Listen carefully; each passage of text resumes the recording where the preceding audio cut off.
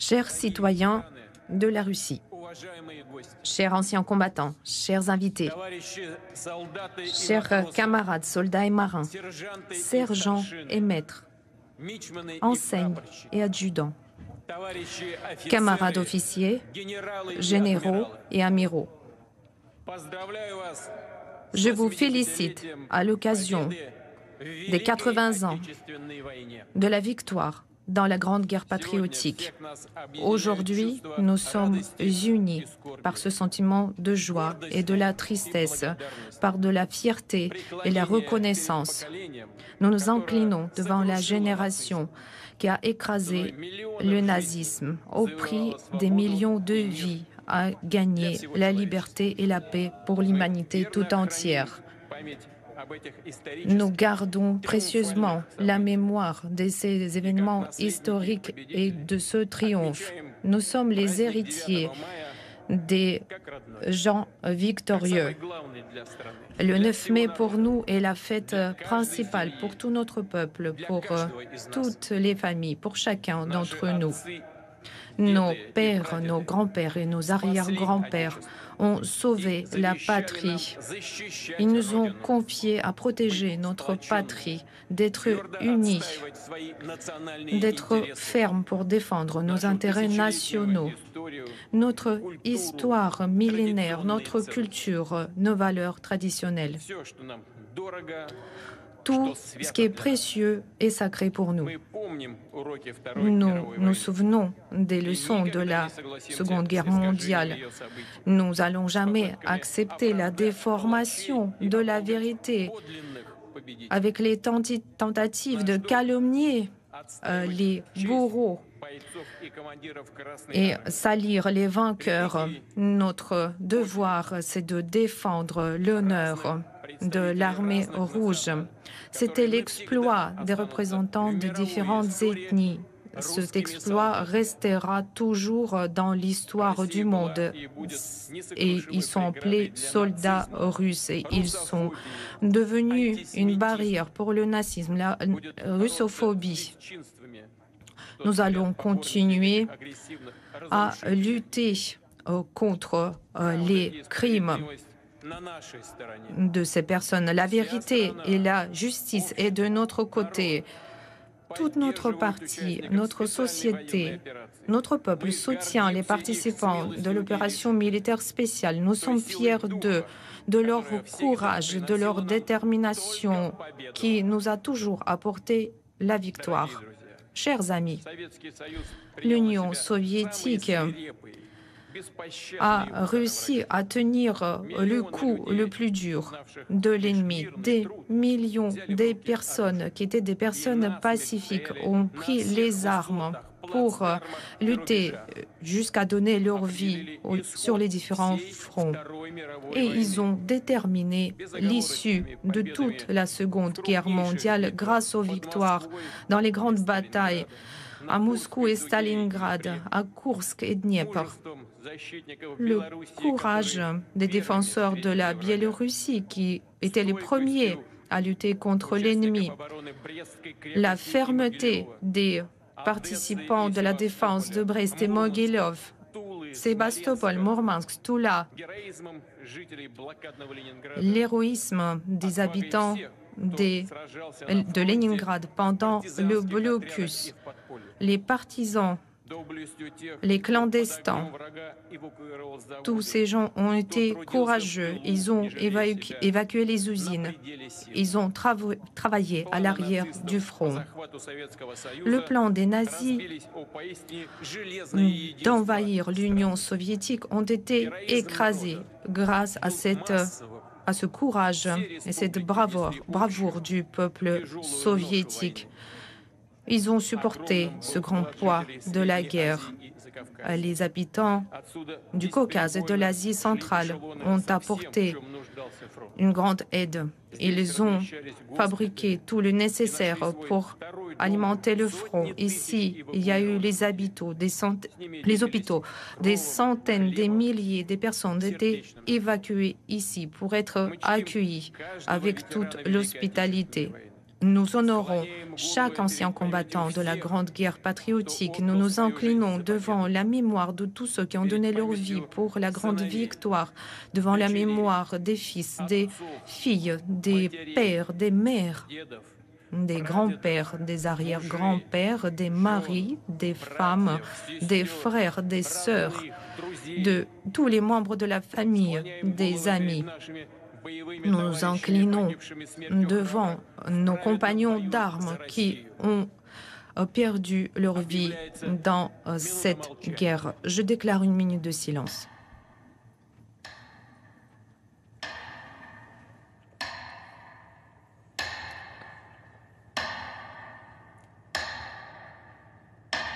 Cette minute de silence qui est donc demandée par Vladimir Poutine à la mémoire de ceux qui ont donné leur vie au moment de la guerre de 39-45. Les héros, dit-il.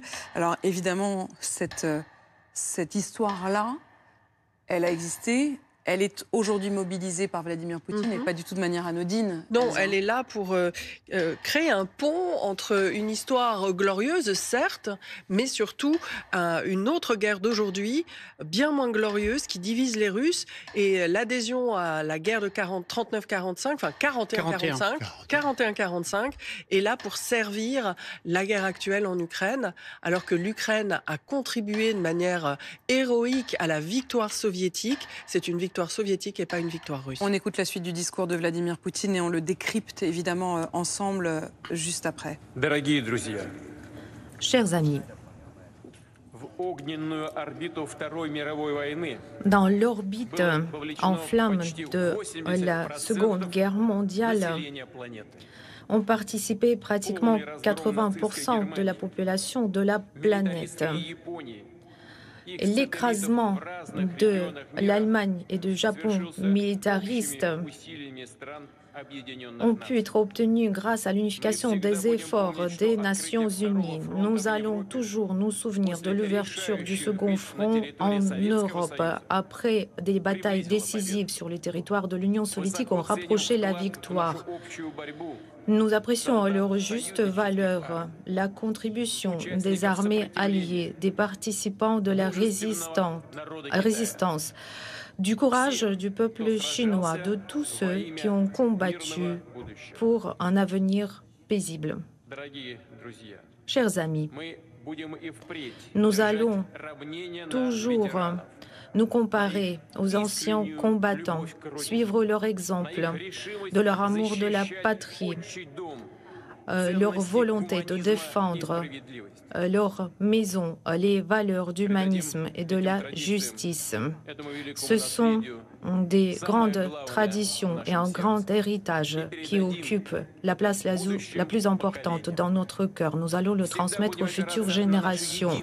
Nous allons toujours nous appuyer sur notre unité sur le plan militaire comme dans la vie de la paix, dans nos objectifs stratégiques, dans les décisions pour glorifier la Russie. Gloire au peuple vainqueur. Je vous félicite avec le grand jour de la victoire. Hourra!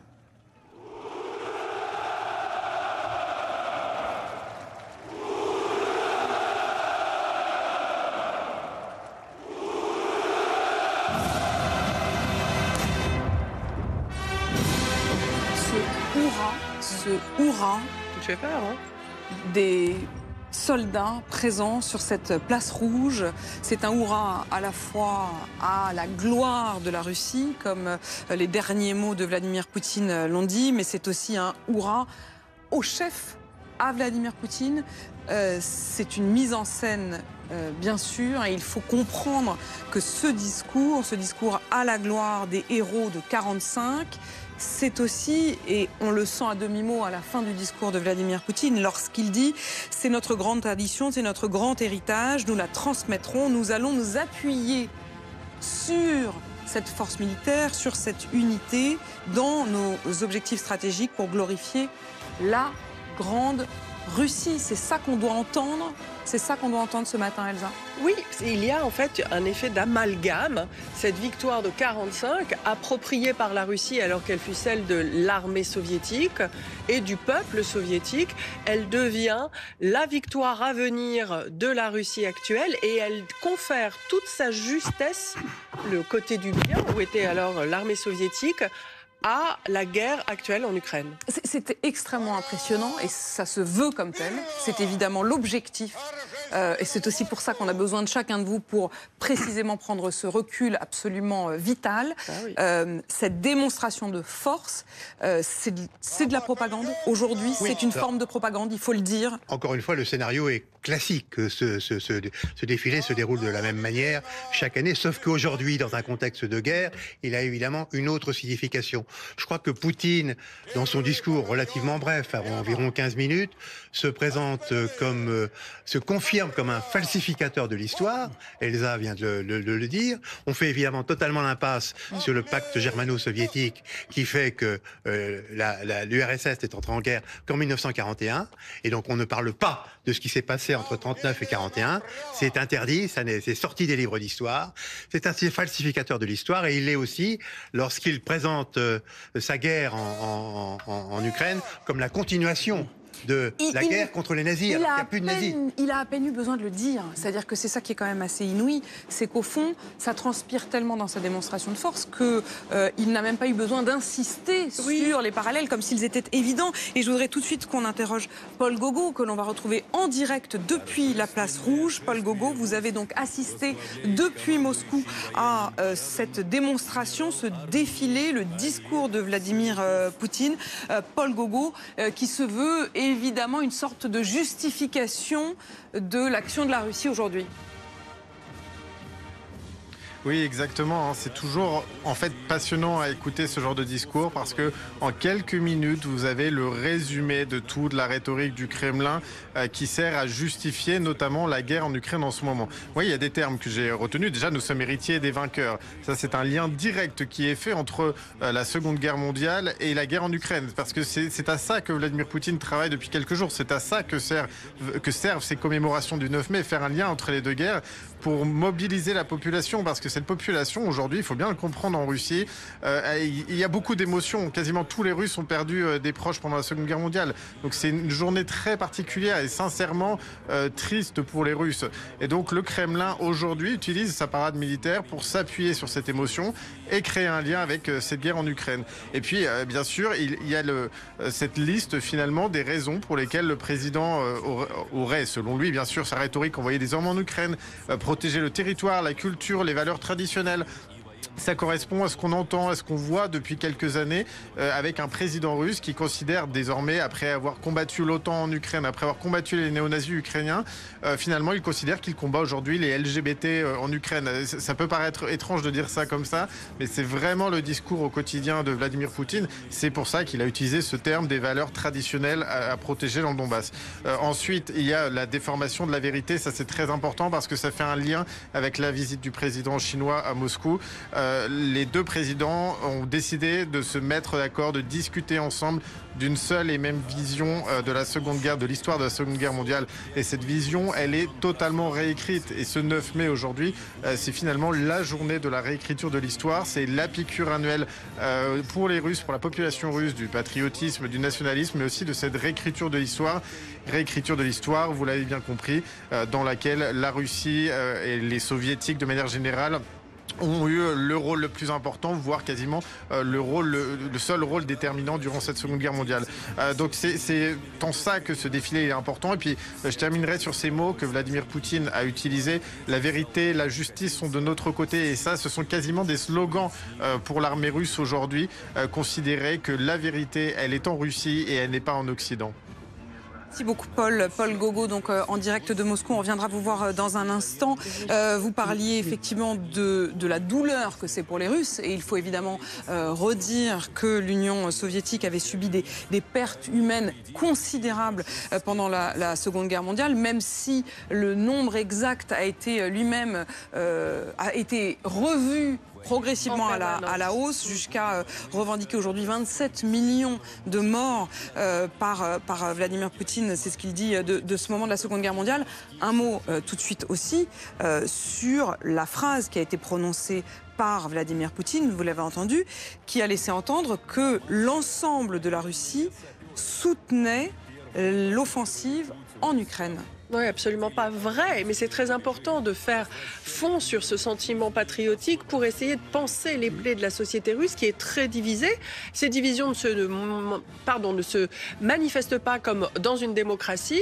Évidemment, qu'on ne peut pas sortir aujourd'hui en Russie en manifestant contre la guerre, mais il y a au moins 20 000 personnes qui ont été arrêtées, jugées, incarcérées. Il y a les Russes qui sont partis, qui ont voté avec leurs pieds, notamment les jeunes Russes. Et effectivement, la population russe qui reste en Russie, eh bien, elle est peut-être plus encline à adhérer, en tout cas au souvenir de cette grande victoire, parce qu'elle a des parents directs qui y ont participé. Elle a perdu un père, elle a perdu un oncle. Et puis, souvent, avec cette période soviétique, ce qui est recherché, c'est la gloire et la grandeur. Et ça peut faire unité.